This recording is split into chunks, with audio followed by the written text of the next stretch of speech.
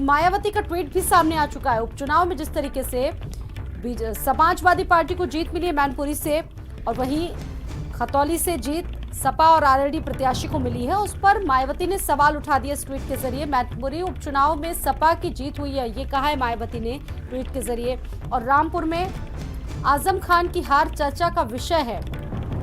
कम voting करवाकर चर्चा बनी है हार की, ये मायावती ने ट्वीट किया है और कहा है कि ये सपा बीजेपी की मिली भगत का नतीजा तो नहीं है। मुस्लिम समाज को चिंतन करने की जरूरत है। मुस्लिम आगामी चुनावों में धोखा खाने से बचे। खतौली में बीजेपी की हार पर भी संदेह है। मायावती ने सवाल उठा दिए। खतौली में बीजेपी की हार पर सोचने की बात है।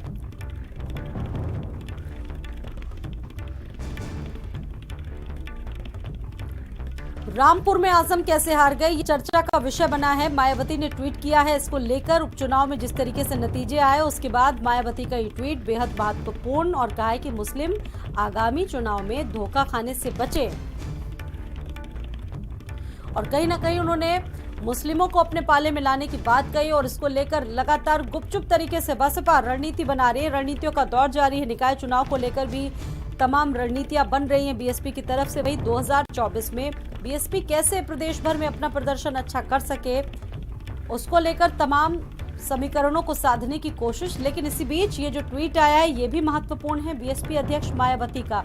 सपा बीजेपी की अंदरूनी साजिश का ये नतीजा है। रामपुर में आजम की हार चर्चा का विषय है। कम वोटिंग करवाकर हार चर्चा बनी है। और अब उन्होंने मुस्लिमों को चेताते हुए कहा है कि मुस्लिम समाज को चिंतन करने की जरूरत है। खतौली में बीजेपी कैसे हार गई, क्योंकि 2022 में जब चुनाव हुए थे वहां पर राजकुमार सैनी उस वक्त जीते थे, लेकिन विधायकी उनकी चली गई थी मुजफ्फरनगर दंगे को लेकर। लेकिन इस बार बीजेपी की तरफ से राजकुमारी सैनी को प्रत्याशी बनाया गया था, लेकिन वो मदन भैया के आगे उनको शिकस्त मिली। उस पर भी सवाल उठाया मायावती ने कि इतने मजबूत बैकग्राउंड होने की वजह से बीजेपी खतौली से हार कैसे गई। तो ये जो कई सवाल मायावती ने उठाए हैं ये बेहद महत्वपूर्ण है। और ये मायावती का वो ट्वीट है जिस पर उन्होंने तमाम सवाल उठाए हैं, ये आपके सामने है। उन्होंने मुस्लिम समाज को भी चेताया है और कहा है कि मुस्लिम समाज को अब सोचने की जरूरत है, मंथन करना होगा।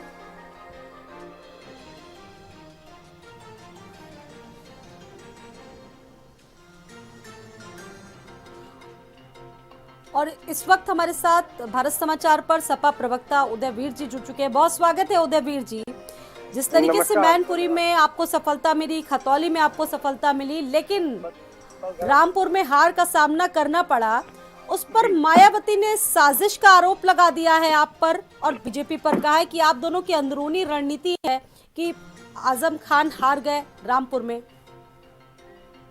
ये तो पूरा देश और पूरी जनता जानती है। मायावती जी बड़ी नेता हैं, उनको किसने क्या फीडबैक दिया वो तो अलग बात है, लेकिन पूरे देश और जनता ने देखा है कि जिस तरह का अन्याय रामपुर में हुआ और जिस तरीके से लोगों को मतदान नहीं करने दिया गया, घरों में घुस घुस के मारा गया, क्योंकि मैनपुरी बड़ा क्षेत्र था लोकसभा का। ऐसा सब जगह संभव नहीं हो पाया, उतना नहीं हो पाया जितना वो करना चाहते थे। सब जानते हैं और मुझे मेरी आशा है, हम लोग ये आशा करते हैं कि सारे विपक्ष के नेता कोशिश करेंगे कि लोकतंत्र बचे। अगर लोकतंत्र बचेगा, लोगों को वोट देने का अधिकार मिलेगा, तभी कोई व्यवस्था रहेगी, वरना कोई। पहले तो आप लोग आरोप लगा देते थे ना मायावती पर कि मायावती बीजेपी की बी टीम है, लेकिन इस बार तो आप पर ही आरोप लगा दिया गया है उनकी तरफ से कि आप बी टीम है। उन्होंने उनको किसी ने क्या फीडबैक दिया मैं उस बारे में नहीं कुछ कहना चाहता। वो तो उनके पार्टी के लोग जो उनको संदेश या सूचनाएं दे रहे होंगे उनकी बात है। मैं तो यथार्थ की बात बताना चाहता हूँ जो प्रदेश में है, देश में है। और आप सपा और बसपा को आमने सामने करने के जो प्रयास कर रहे हैं मीडिया के लोग, उससे ज्यादा मीडिया के लोगों को ध्यान देना चाहिए कि किस तरीके से मीडिया के लोगों पे भी मुकदमा लिखाया गया और पीटा गया, जिन्होंने सही सूचना देने की कोशिश, चीजों को आगे करने का जिन्होंने सही सूचना। सुन लीजिए मेरा जवाब पूरा हो जाने दीजिए। उदयवीर जी, वो दिखाना मीडिया का कर्तव्य होता है। मेरा अपनी सफाई मत दीजिए, मेरा जवाब पहले हो जाने दीजिए। ये टैकल किस तरीके से आप लोग करते हैं, सफाई मत सोचने का विषय है। मीडिया पर क्यों सवाल उठा रहे हैं? मत दीजिए, मेरा जवाब पूरा हो जाने पूछे गए ना उदयवीर जी। आप अरे सवाल का जवाब तो सुनेंगी ना, पूरा सुन लीजिए, उसके बाद जो कहना है कहिए।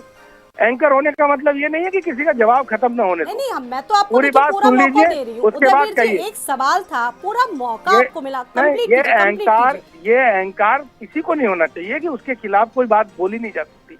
सुनिए तो सही, मीडिया को भी नहीं, और जिनको था उन लोगों को सही दिखाने पे भी मुकदमा करके भाजपा ने बंद कर दिया। जी, बहुत आपको याद शुक्रिया होगा, जुड़ने के लिए उदयवीर सिंह जी। तो देखिए, अभी आप सुन रहे थे सपा प्रवक्ता उदयवीर सिंह का, जो मीडिया पर ही सवाल उठा रहे थे। हालांकि मायावती ने हमला किया है, पहले समाजवादी पार्टी आरोप लगाती थी मायावती पर और उनकी पार्टी पर कि ये बीजेपी की बी टीम है, लेकिन इस बार मामला थोड़ा उल्टा हो चुका है। इस बार आरोप लगाया है मायावती ने।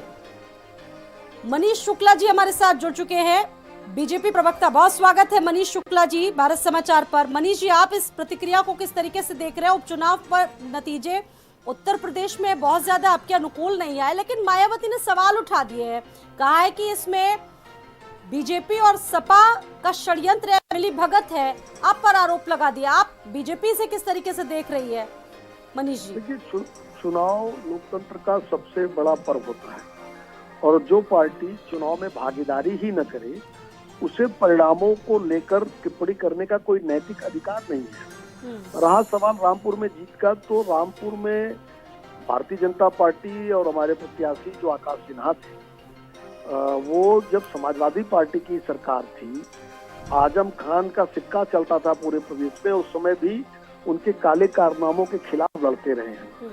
आज जनता भारतीय जनता पार्टी के साथ खड़ी हुई और भारतीय जनता पार्टी की वहां जीत हुई है। और हमें लगता है कि मायावती जी का लिटमस टेस्ट, जब रामपुर और आजमगढ़ का लोकसभा का चुनाव था, तो आजमगढ़ में उन्होंने प्रत्याशी उतारे थे, वहां हम जीत गए। रामपुर में नहीं उतारे थे, वहां भी हम जीत गए। अर्थात हार और जीत हमारे कामों पर और हमारे संगठन का जो आधार है उसके आधार पर हो रही है। यानी भारतीय जनता पार्टी की अपनी शक्ति है। ठीक है, बहुत शुक्रिया मनीष जी। बीजेपी और समाजवादी पार्टी दोनों की प्रतिक्रिया आ चुकी है, और मायावती ने जिस तरीके से दोनों ही पार्टियों पर मिली भगत का आरोप लगा दिया है, और देखिए दोनों तरफ से जो वार और प्रतिवार का दौर है, इसको लेकर लगातार किया जा रहा है।